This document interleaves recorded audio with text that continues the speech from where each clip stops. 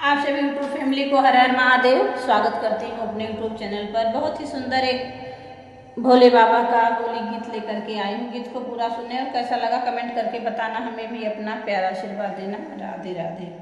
भोला गईले बाजार, भोला गईले बाजार, गौरा जी सोचली मनवा में। भोला गईले बाजार, भोला गईले बाजार, गौरा जी सोचली मनवा में। गौरा जी सोचली मनवा में, गौरा जी सोचली मनवा में। भोले गईले बाजार, शिव गईले बाजार, गौरा जी सोचली मनवा में।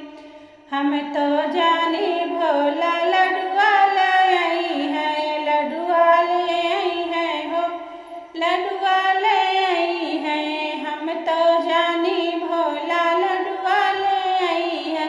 ले आइले भंगिया का गाठरी, ले आइले भंगिया का गाठरी। जिया जरी गए हमारे, जिया जरी गए हमारे, गौरा जी सोचली मनवा में। भोला गईले बाजार, शिव गईले बाजार, गौरा जी सोचली मनवा में।